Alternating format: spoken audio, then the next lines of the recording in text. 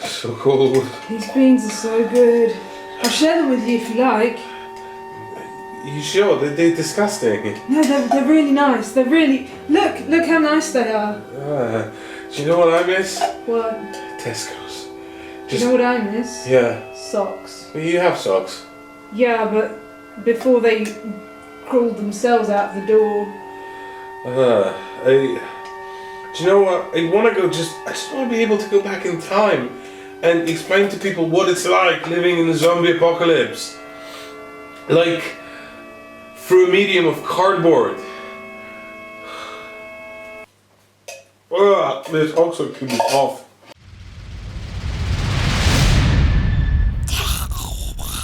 Dead of Winter is quite possibly the harshest kind of winter, and one hell of a game.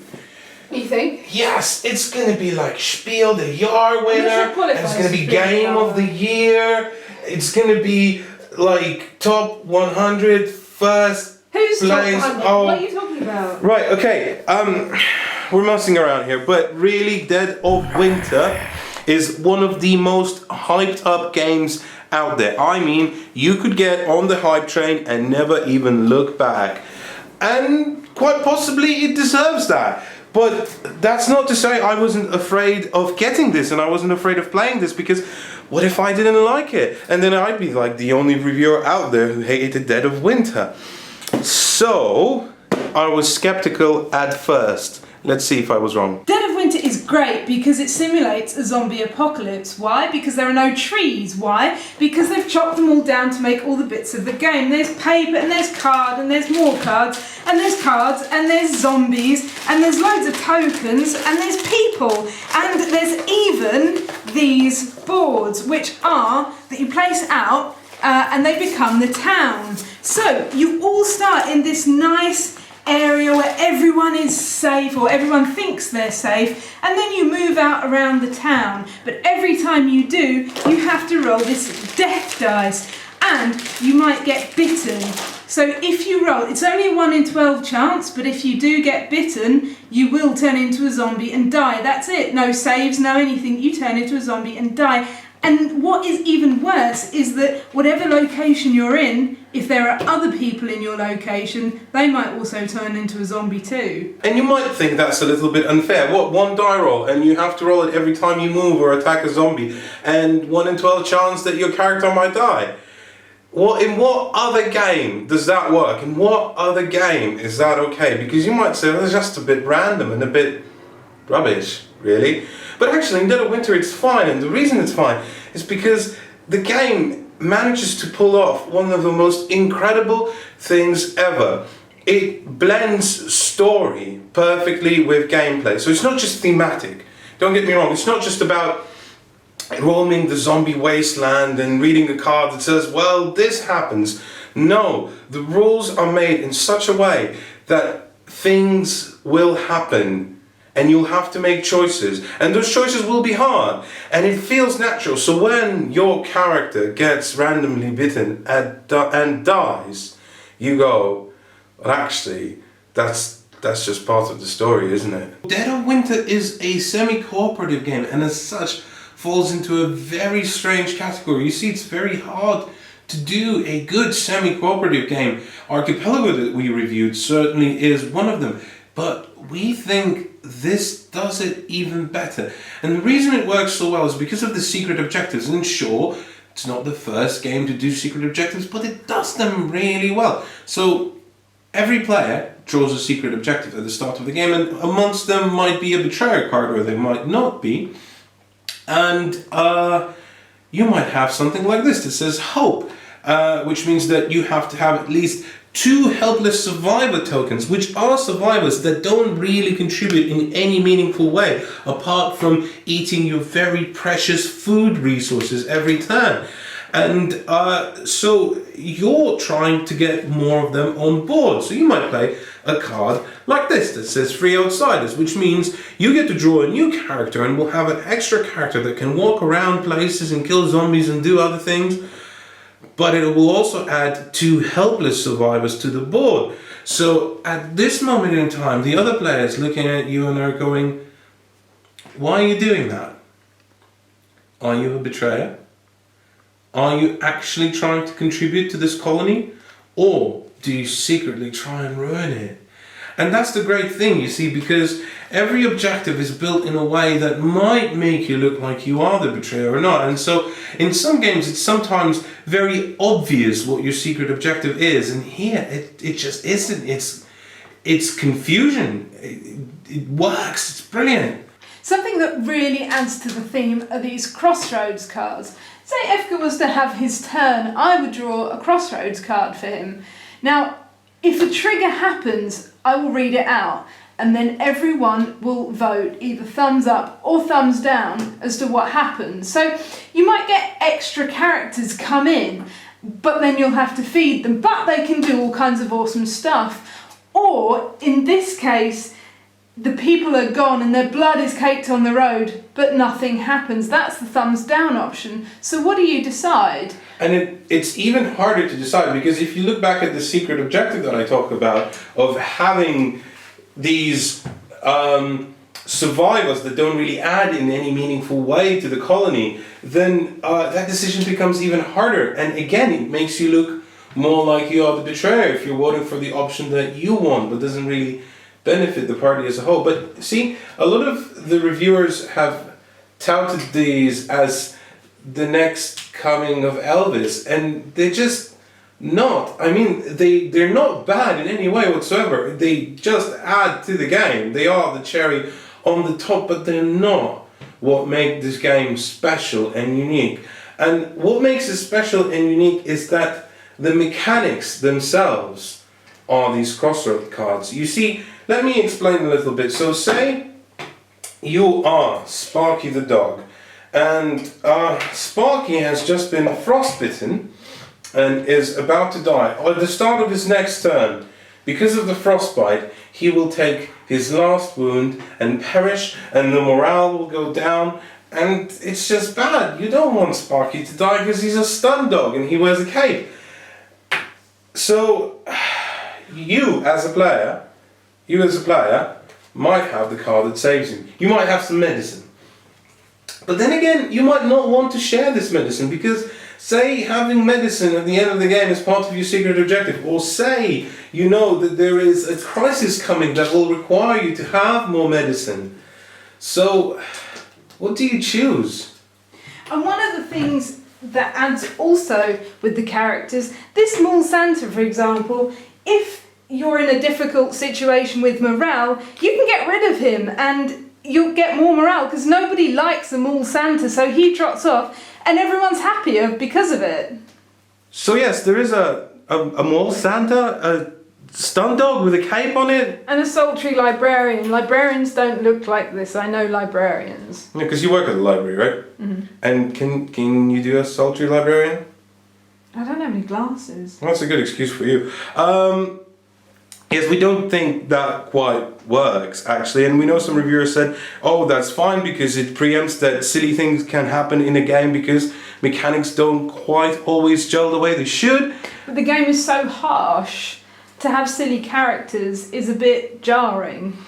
But it's fine though, isn't it? Because it doesn't take away from the game though. No, ironically it doesn't. I want to make that clear. Yeah, because say you have Sparky as your group leader, and for the first half an hour you might be going, haha, my dog's the group leader of other people. But then Sparky is the guy who runs out into danger to get that little can of food that you need not to starve, to get that medicine that will save the other character. With a fuel can in his teeth, wagging his little tail, everyone's happy. And when he gets frostbitten eventually, you will be sad to lose Sparky, but you can't wait after the game's over till part 2, Sparky's Revenge of the Zombie Dog. Let's talk a little bit about the crises on the high seas. There's no sea in this game. No, it's a zombie boat. Just run with the analogy. Anyway, so your zombie boat might be assaulted by swimming legions of death. And you draw this card from the crisis deck, and it kind of informs you what you need to do during your turn as a group. That's your goal for that turn. So in this particular case, you will need fuel equal to the number of players. And that means that you might to set want to set those zombies on fire and just throw the fire canister at them anyway. You might have fuel already amongst the items that you possess, but you don't know if that's enough, and furthermore, you don't actually know what items other characters have. And they might say, yeah, I have fuel, I can contribute to this crisis, but they might be the betrayer, and they might be lying. And at the beginning of each round, you will roll some dice, and they are equal to the number of characters you have plus 1. And some of the actions that you might like to do require you to use these dice, and some of them don't. Each character that you have has 2 numbers on it as well, 2 values. One of them is for fight, and one of them is for search. And you will have to spend the dice equal to or higher than the value to perform that action.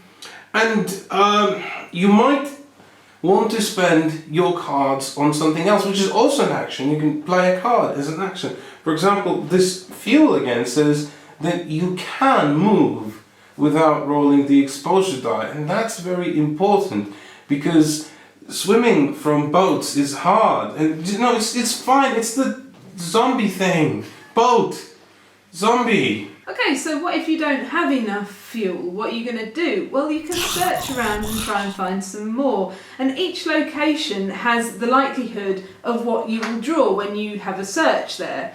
So logically, if you want petrol or fuel, gas station is a good choice. Library is also a good choice as well because, you know, libraries have random fuel canisters set around them. Anyway, so when you get there and you draw a card, it's not fuel, so what do? Well, you can spend a noise token, so you're clattering around, searching everywhere, trying to find some more. And that's great, and you can keep doing that. You can keep searching, making more noise until you find the thing that you want to find.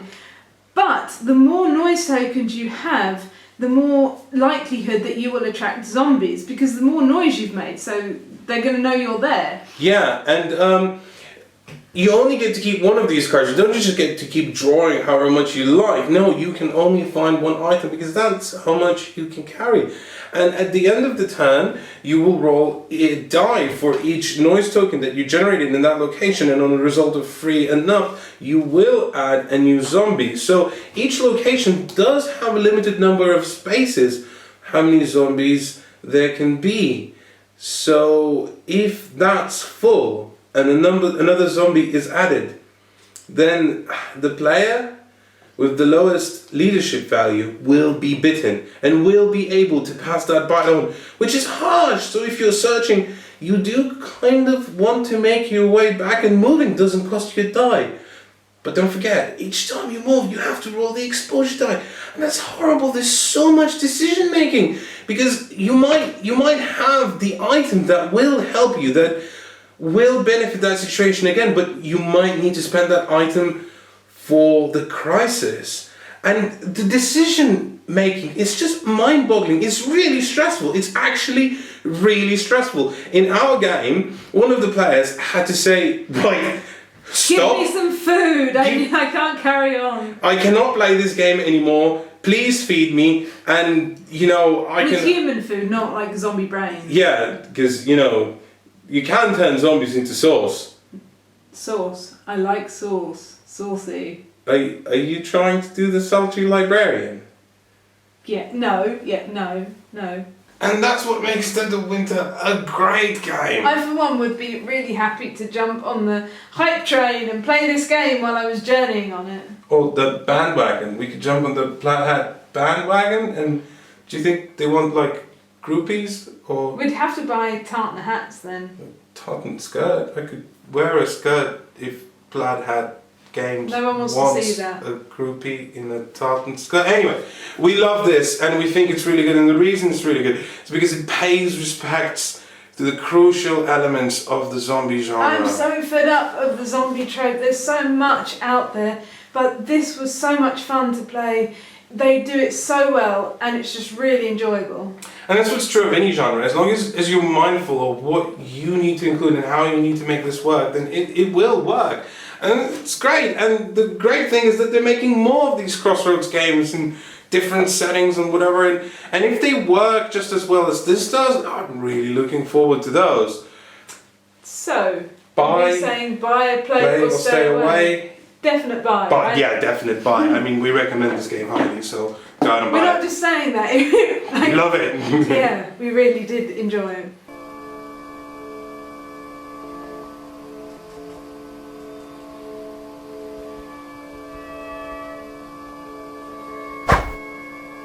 Right, journeying time went fine. Do you think everyone got the message? Yeah, guys, you need to be aware of the zombie apocalypse. You need to join up. You need to prepare. Yeah, subscribe underneath and spread the word. Subscribe. Is that bite on your arm?